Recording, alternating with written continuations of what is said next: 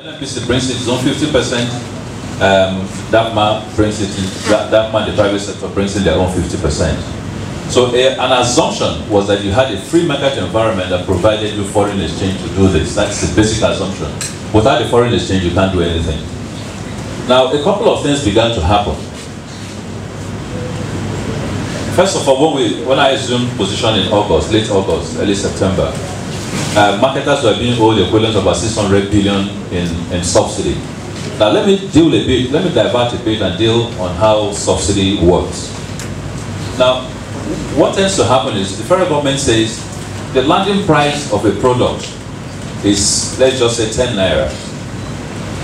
And it says, well, you know, I don't want to sell this product at 10 naira or 12 naira, which is landing cost plus profit. I don't want to sell it at 12 naira to my citizens. I want to sell it at 6 naira to my citizens. The whole idea being, we're an oil producing nation, we need to sort of subsidize that product so that people can get it at the cheaper price. So even though we recognize that the landing price is 10 naira, and even though we recognize that the marketers are entitled to some profit, so it should sell for 12 naira, we will sell it at 6 naira. The balance of that 6 naira we will provide in payments to the marketers as subsidy. Do you understand that? That's the whole concept of subsidy. Now, when we came in August, we realized that subsidy, when it first started, was an average of $100–200 million cost to the federal government a year. Over the last 6 years, subsidy had moved on to the equivalent of 1.2 to 1.4 trillion naira on a yearly basis. In fact, if you look at what was paid from 2012 to 2015, we paid a total of almost 8 trillion in subsidy. So subsidy had left the initial perception of a marginal support for a particular product in the sector and had become even almost 50% of what we spent on a national basis as our budget. So subsidy had assumed different dimensions. There are all kinds of arguments on this. Some say it became brutalized, some say it became corrupted. People were going in and out and claiming subsidy without real proof that they brought in product. We lost control of that. So subsidy became a major vehicle for corruption. The effect of that was that marketers refused to bring in any more products because they were owed a lot of money. This had been going on for like a year. So the first thing we did was attempt to try and pay it. And my argument was, it was too late in the day to begin to try and do an analysis of whether it was right or not. We're owing 600 billion, there's a contract, let's just pay it and move on. So we found money, went through the assembly, went through the presidential approval, got the money, and we paid 600 billion. At that point, you will expect naturally the marketers will now go back and begin to bring in their 50%. But then when they tried to get foreign exchange, they couldn't find foreign exchange lines. So the federal government wasn't making money, you weren't getting convenience in terms of pricing, but some people were making tons and tons of money. And I think it would have been absolutely impolitic and immoral for me to continue that sort of situation. And they said, no, that is fine. And I wasn't going to do that. And so I had to go in and say, this is still not the solution. We are running away from the solution. And this country has been running away from the solution for the last 15 to 25 years. And that's why we had the problem inherited. And I wasn't going to leave this desk and leave whoever my successor is with that problem unsolved. So at that point, I introduced what you found today. But what I was targeting really was to remove the subsidy. Because subsidy had proven to be corrupt. They had proven to be something we could not afford, and we could put the money elsewhere in development. I didn't, in any case, have 1.2 trillion or 1.4 trillion to throw at the subsidy. So effective January 1, subsidy ended. Now, was subsidy ended because the price modulation was able to take care of the price in such a way that we had a low price. There was a low price of crude at the time. We got about $28 per barrel, if you remember. And so it was supportive of a lower price. But at that point, we were doing over-recovery. In other words, our price was such that we had a bit of over-recovery on it. So for January, February, March, there was a zero subsidy. There was in fact an over-recovery. Over-recovery means that I was getting a bit more than even the price at which I sold. So we decided to save it. And so in the month of April, when the price, and you know, I had two portfolios here. In the ministerial portfolio, my job is to try and get your crude to as high as I can in terms of pricing. And I'm sure that if you saw the work that's been done in OPEC and all my engagements, that helped move the prices from as low as 28 today to about 45, I think. I think today is about 45. Now, the target that I had set for this country was to try and see how we can get it to 50. But each time I graduate upwards in terms of the pricing, it has an impact in terms of the price of the refined product. So you've got to manage those. So of course, by April, when I started subsidizing with that, prices started shooting up from 28 until it came all the way to about 42. The effect of that was that you move from over-recovery now to under-recovery. In other words, subsidy came back in April. But because we saved enough money from January to March, which is about 12 billion, we were able to cover the subsidy in April, which came to about 12.8 billion. So we largely covered it without a subsidy cost, which was good financial planning. But going forward, subsidy was just going to tear us apart. But prices are going up, prices are stabilizing at the upper level. So those subsidies were going to contain an average of between 12 and 18 billion a month. So I would have had to go back to subsidy. So in the 2016 budget, if you look at it, the Appropriation Act does not provide for subsidy. So we, as a government, buoyantly and gallantly took the position that we will no longer pay subsidy.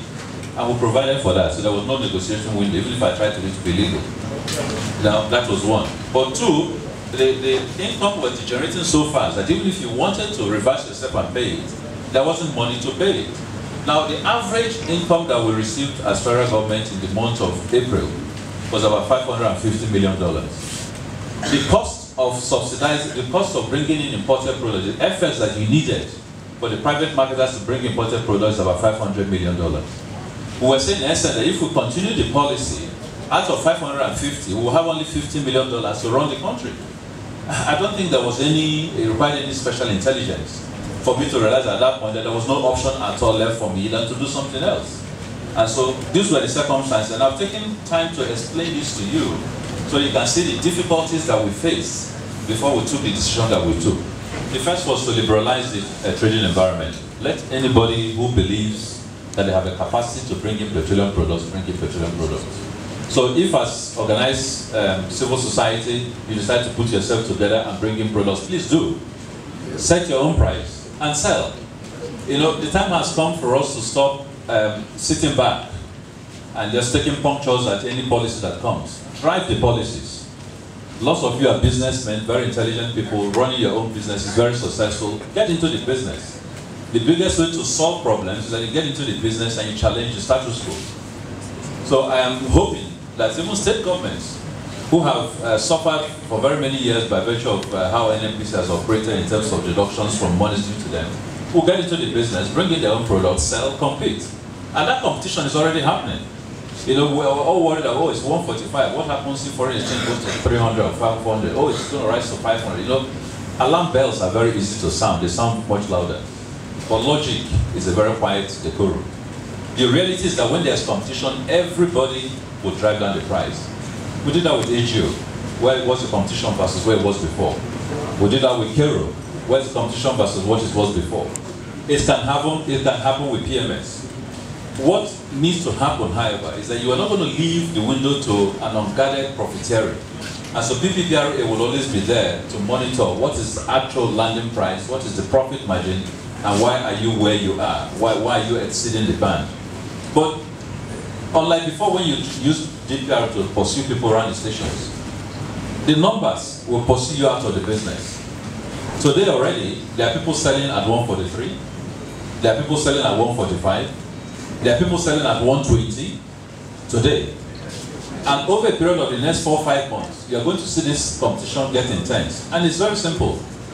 If I have an investment in the depot, the trucking, the retail outlets, and I'm involved in importation, my margins are secured in 4 different zones. I can cut the margins and make my money quickly. That's what you will see. But if I decide, like it used to be before, that all I want to do is just stay in the depot, own a depot, do the business in the depot, I will have only margin from the depot, and with time, people will outprice me. But in addition, we've also encouraged some of the traders who have traded with us over the last 15 years to bring in products on a strategic reserve basis. What it means is that they bring in and they are willing to take the risk of selling those products at this exchange rate in Naira. And already about 3 companies are taking to bring in about 90 KT per month, which quite frankly will translate to about 9 cargoes in a month, and more than adequately covers our gap. So there are all kinds of work behind the scene that are going on to ensure that this market is firmed up and so that prices do not go out of control. And we don't say that to the public, but a lot of work is going on along these parameters. Now, since that announcement, the prices have gone into effect. I thank all of you for the support and encouragement. I know there was initial massive reaction, and believe me, this was one of the most difficult decisions as a manager that I've had to make in my life. It was something I thought through, debated, worried, feared, because a revolt out of this can really set the government on flame. But it took a lot of bravery to do it because I knew there was no other option. I could have continued where you wanted to be, but you find the queues everywhere. You find the products being diverted. At some point, you find that we can't even bring in the product. In fact, if I continued the way we were, by the end of May, I would have been unable to bring in the products anymore because we had borrowed too much, we couldn't pay. There was no extra crude to take, and the governors were not going to let you continue to take their barrels and they're not paying salaries. And somebody said to me, how come within 2 days of this announcement, queues disappeared?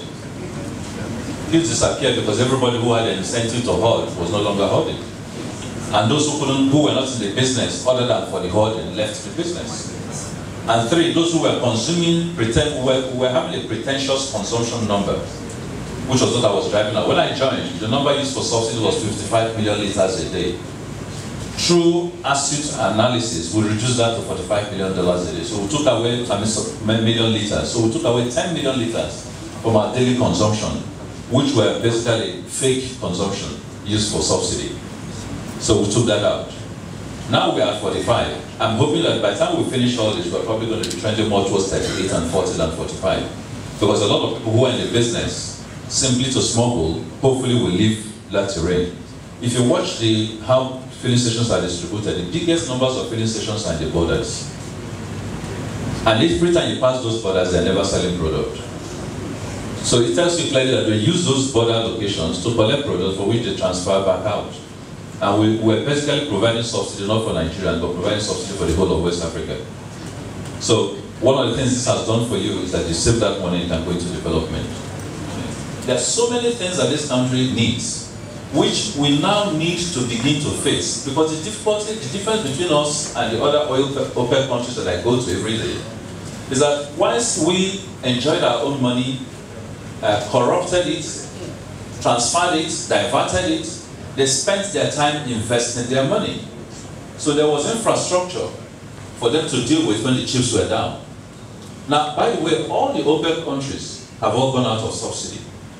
Even countries as rich as Saudi and Qatar, who have the highest levels of reserve in the world, they've all left it. But they left it, but they can survive because they have invested. They've invested. I remember I was beginning as a young man in oil in the 70s when Saudi Arabia started investing in the US in filling stations. I love it. So what's this? Why would they come here to buy? But you know, they had the foresight to understand that things will change. So today, Saudi Arabia, for example, owns over 20% of filling station outlets in the US. We didn't invest. You know, today, 40% of any new oil find in Saudi Arabia is not produced. You know what they do? They find it, determine the number, and they cover it, they cap it. They say this is for the next generation. That's what Saudi Arabia does. So there are things, there are fundamental decisions as a country, as a people, we ought to have taken. And in many ways, we're all guilty collectively of decisions we're not taking, but we tolerated those decisions. If somebody shows up in our village with vast amounts of Rolls Royces and all that stuff without an income stream, we give the person titles. We praise the person. And so the culture developed that all you needed to do in this country to succeed was to make money. So we did not focus on things we needed to focus. So today when people, Saudi Arabia therefore can continue its campaign of let the prices of oil go down and fighting a war, because it has sufficient reserves. And that's why I had to go in the position to say, look, I can't fight that war with you guys because I don't have the reserves. I have to survive. So the time has come to focus on how to develop infrastructure. How do our refineries work? How do our roads work? How do our depots work? You know, how do our citizens get more work? You know, so the time has come to change the approach. And so the thing for me is not a focus on upstream. First, I need to find a relationship with the people from this region, which I also come from, so we can have peace to produce. I need to address systematically what their concerns are. Because, I mean, it's not an issue of throwing military barrels at them. It's not going to work. So we've got to find a solution. So I'm going to have to dig into those same creeks and sit down with my brothers and find a solution. That's phase one. Second phase is that I've got to find funding to meet my cash call. And so since I can't, the next big battle for me, which will be another major thing, is that I'm going to exit cash calls. I think the time has come for this country to let oil companies go find the money that they need to produce and leave me with my tax and royalties. So I'm going to exit cash call, and we're doing those negotiations now. If we do that, we'll be saving this country close between $7 and $9 billion every year, which you can put into investment. So that's why I say to you that as this is finishing, as I'm recouping, I'm ready for the next battle. This phase, if you really want to leave a legacy in this ministry, there is a lot of work to do. Now, if you want to sit back and just be signing documents and doing allocations, there's no work to do. Anybody can do that. That's not what I came in here for.